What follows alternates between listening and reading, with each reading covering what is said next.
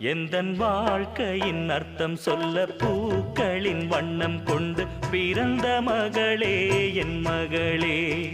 நான் வாழ்ந்தது கொஞ்சம் அந்த வாசத்தில் வந்துதித்து உயிரில் கலந்தா என் உயிரே.